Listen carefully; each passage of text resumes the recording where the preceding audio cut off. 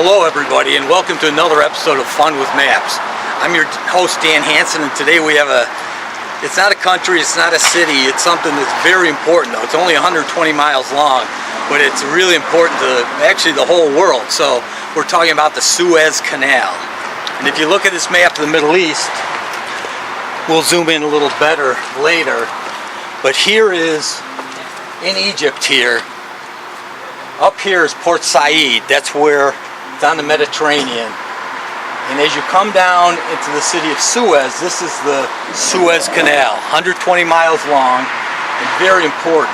If you didn't have this, if you were in Europe, Northern Europe or Mediterranean or whatever, you'd have to go around the whole continent of Africa and come up through the Indian Ocean over there, through the Arabian Sea, up to get up here. So Suez Canal is vitally important. So you can't see real good here, we'll zoom in, but like I say, Port Said here is up at the top in Egypt, and as you come down, there's a little, well, it's actually called the Great Bitter Lake, and this used to be just the Suez Canal was built in 1869, so this used to be just a salt basin, a salt valley, but with the canal it's now a Great Bitter Lake, and it's full of water, and then down a little more is the Little Bitter Lake.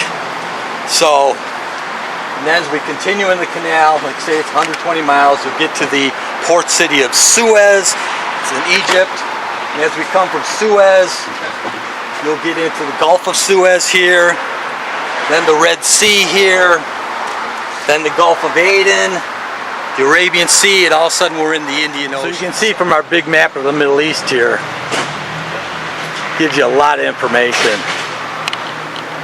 You can see how big Saudi Arabia is, or Iran, or even Egypt and Sudan down there in Africa, and Turkey, and how small some of these countries, so important, but in scale, geographic scale, they're so much smaller, like Lebanon and Jordan and Israel, and Syria's a little bit bigger.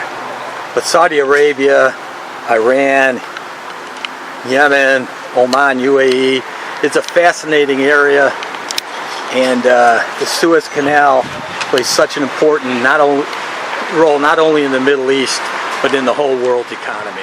Today we're going to look at the Suez Canal, look at the geography of it, see how important it is, and let's get going with this episode of Fun with Maps.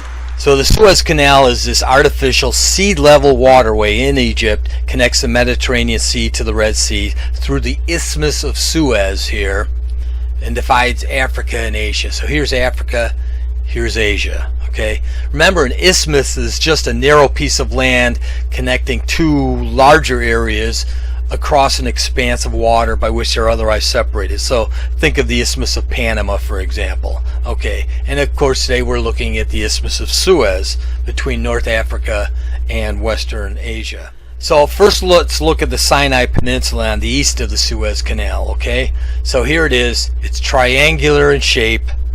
Up here is the Mediterranean.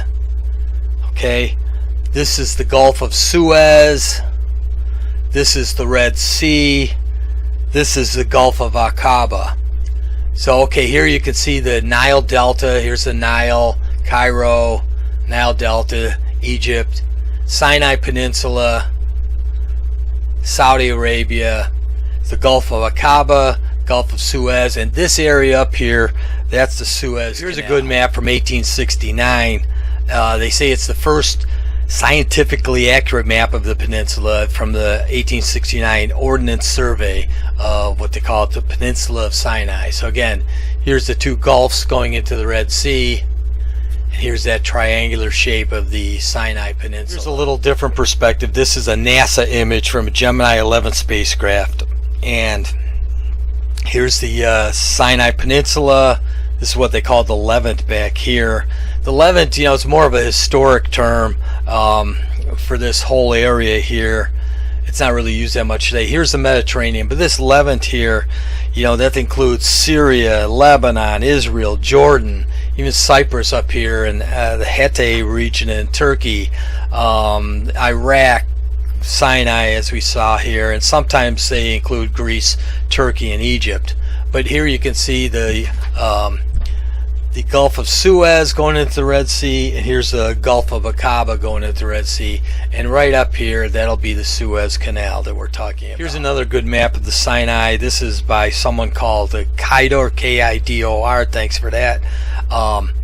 Some people just call it Sinai Peninsula.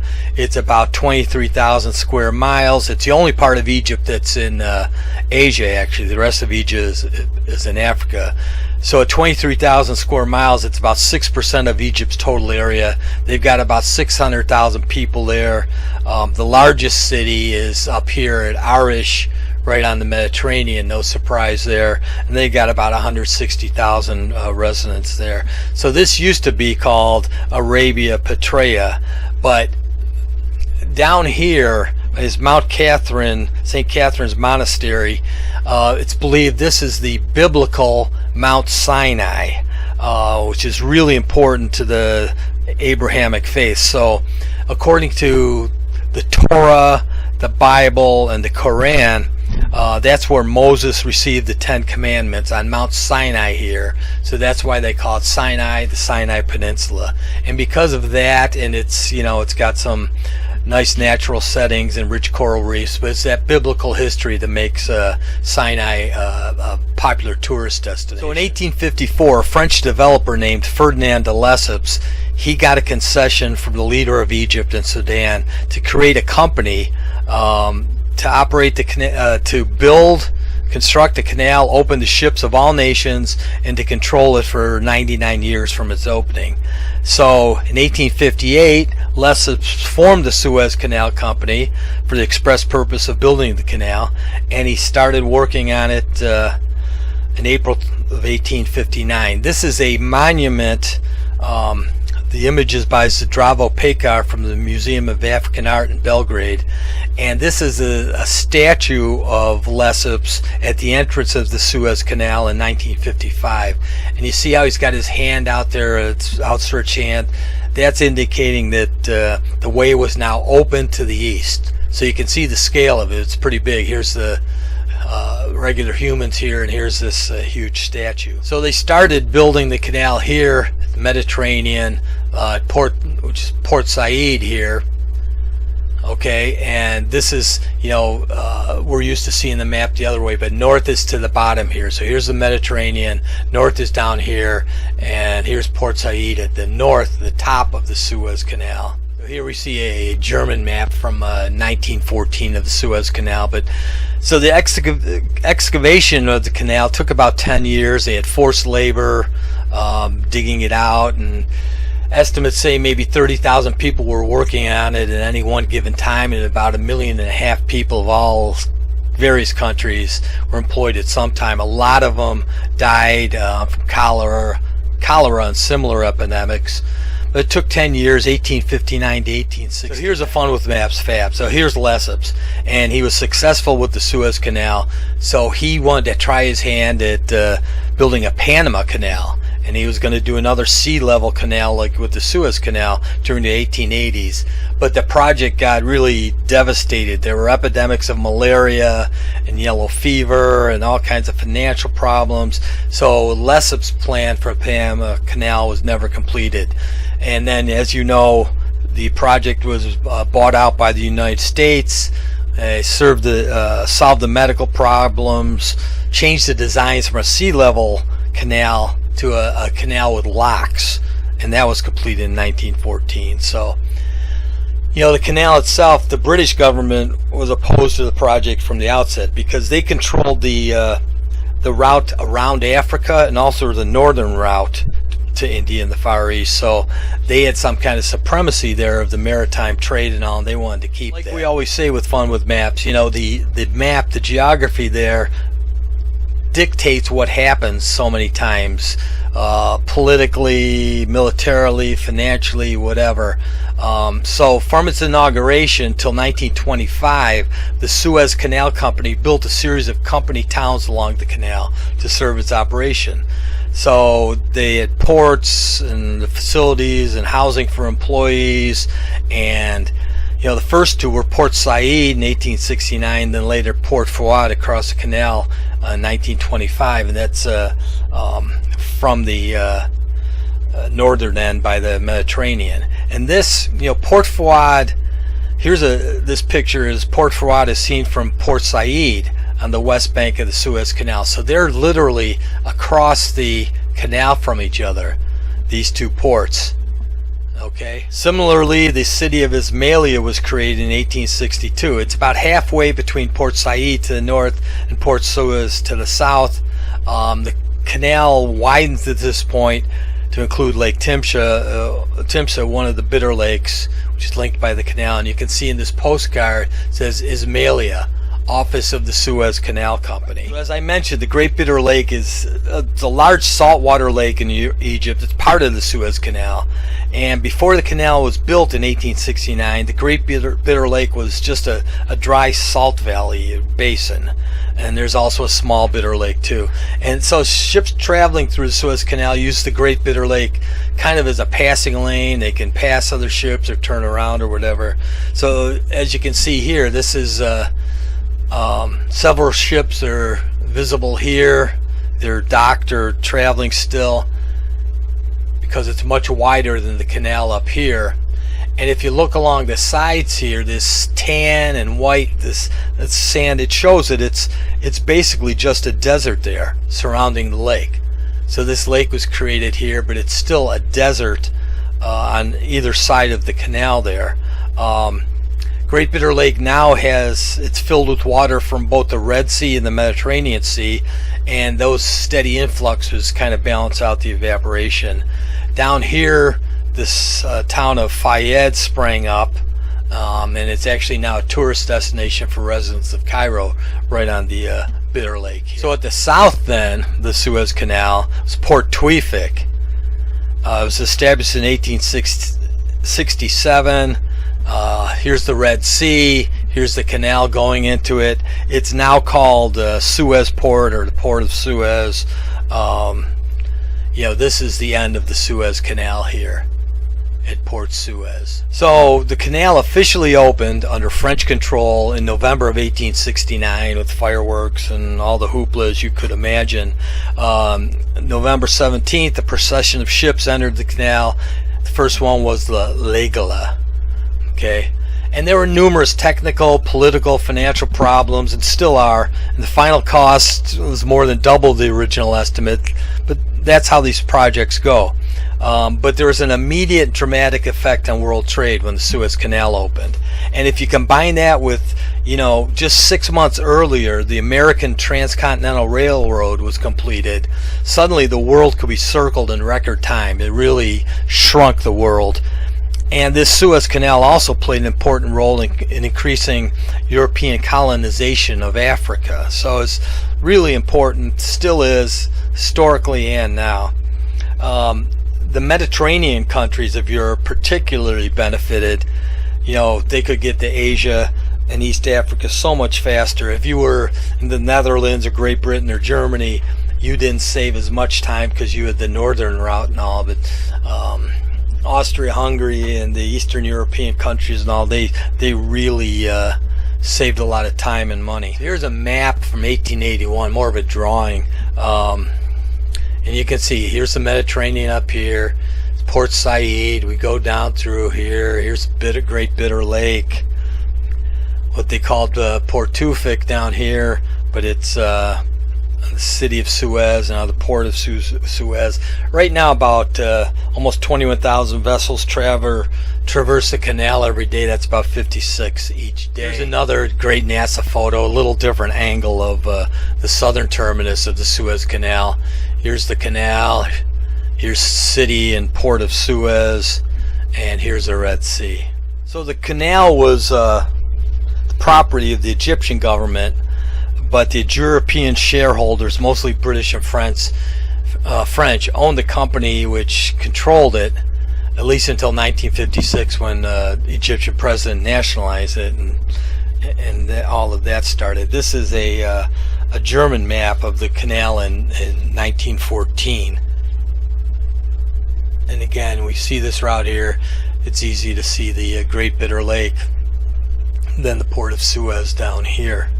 So the canal is operated under the Suez Canal Authority of Egypt, and in 1888 the Convention of Constantinople declared the canal a neutral zone under the protection of the British, and it said, quote, "In time of wars and time of peace, by every vessel of commerce or of war, without distinction of flag, it may be used." So, things like that don't always last. And because it is so strategic, for military stuff, and then if you've got coastlines on both the Mediterranean and the Red Sea, like Egypt and Israel do, it's just, if there's problems there, we can see why there have been so many problems in the area. The British fought off a major Ottoman attack in 1915 during the First World War and retained control over the canal. In World War II, the Axis forces, Italy and Germany, attempted to capture it, but during the North Africa campaign, the Allies defeated them, and the canal remained closed to Axis shipping. And lots of other things kept going on. For example, in 1951, Egypt repudiated their treaty with Great Britain, and in October 1954, the UK was tentatively going to remove its troops from the canal zone. But the Egyptians, it seemed, were getting friendly with the Soviet Union, so the UK and the United States didn't like that, and so they started pulling back support. In fact, they pulled back their pledge to financially support the construction of the Aswan Dam in Egypt. In 1956, Egyptian President Gamal Nasser nationalized the canal. He says, "This is Egypt's, it's ours," and he also closed the Straits of Tiran to all Israeli ships. So the Straits of Tiran here, or Strait of Tiran, it's just a narrow sea passage between the Sinai and Arabian peninsulas. So here's Sinai, here's Arabian, okay, and here's the Gulf of Aqaba, and here's the Red Sea. So this is the Strait of Tiran, and it's only, the distance between the two peninsulas is only about 7 nautical miles. So, but this is very strategic here, and when they blocked off the Straits of Tiran, you had a Suez crisis. The UK, France, and Israel invaded Egypt. So we could have had a really big problem here. A Canadian Secretary of State actually came up with a great idea. He said he proposed the creation of the first United Nations peacekeeping force to ensure access to the canal, and he later won a Nobel Peace Prize for that. So after the 1967 Six-Day War, Israeli forces occupied the Sinai Peninsula here and the entire east bank of the Suez Canal here. And there was more and more tension, and Nasser tried to retake the territories. And, when Nasser died in 1970, it kind of calmed things down. But Egypt did impose a blockade, and at the beginning of the Six-Day War, and actually the canal remained blocked for 8 years. And in a minute I'll tell you about the resulting Yellow Fleet. It's a kind of a comical story. So there's lots of wars and politics taking place. The United Nations mandate expired in 1979, and the United States, Israel, Egypt, and others wanted to get an extension of the UN role there, to keep the peace there and keep the canal open, but they couldn't extend it because every time they would try to pass it, the Soviet Union would veto it in the UN Security Council, basically at the request of Syria.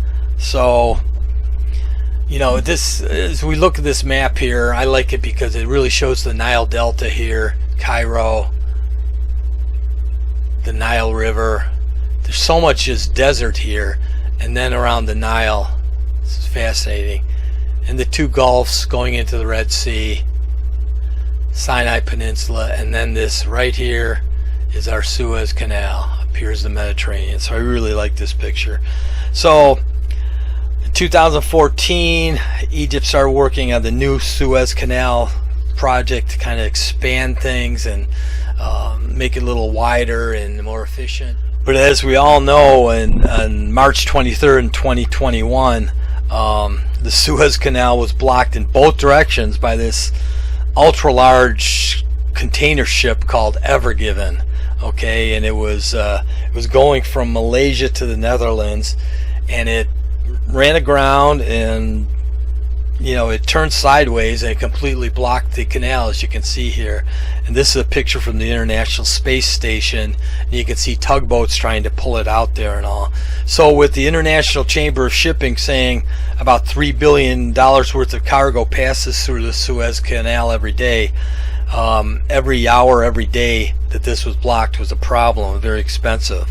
So they got it going on March 29th, and within a few hours, they started working on that backlog of about 450 ships that were waiting for it. So here's a fun with maps fact. They say that the time saved in the 19th century, if you were on a steamship going from to Bombay, India, from say Trieste, what's now Italy, you would save 37 days. From Genoa, 32 days. From Marseille, 31. And if you were one of the northern ones like Liverpool, London, Amsterdam, Hamburg, something like that, 24 days. So really saving a lot of time and money. And besides just the financial, it's also an environmental improvement. Say you're going from Singapore to Rotterdam through the Suez Canal. So instead of going around Africa, you shorten it by about 3,700 miles in about 9 days, and that's about 44% of your carbon emissions are saved thanks to this shorter route. So I want to kind of wrap things up here with this fascinating picture. Okay, this is a NASA picture. Obviously they took it at night, and the lights will show the distribution of people. Okay, so when we look at Egypt here, so here's the Mediterranean. Okay, here's Egypt, here's Sinai Peninsula. When we look at Egypt here, look at Cairo is so bright. Okay, the Nile Delta is so bright. The Nile River along the Nile, so bright. Rest of the country, not so much at all. It's dark. Another brightly lit areas around here, Tel Aviv and Israel and Amman and Jordan. Even up here in Cyprus, you can see along the Suez Canal, along the coastlines, that's all lit. So much dark, meaning not much population, and so much bright, meaning that's where all the population is distributed. Okay, so that's the Suez Canal. Here's one interesting story I got to tell you. In 1967 was the 6-Day War, and the Suez Canal closed, and Egypt kept it closed till 1975. But there were 15 ships in the canal at the time. So these ships became known as the Yellow Fleet because all the sand from the desert landed on their decks. They were there for years, and they became covered in desert sand, and it was yellow. So they became known as the Yellow Fleet. And then, so what the crews did eventually, they organized and shared resources, and they even set up their own post office and stamp. So they kind of made the best of the situation. It's funny, the stranded cargo is, some of it was perishable things like eggs and fruit and all, but some were t-shirts, and a lot of it were toys destined for Woolworths in the United States. So if you were a kid in the 60s, late 60s, early 70s, and your parents said, oh, Santa Claus couldn't come this year because there's no toys here, maybe they were telling the truth, because the toys were stuck in the Suez Canal and they couldn't get to Woolworths. So that's this episode of Fun with Maps. As always, if you like it, please click like and subscribe. Until then, I'm your host, Dan Hansen. Keep on having fun with maps.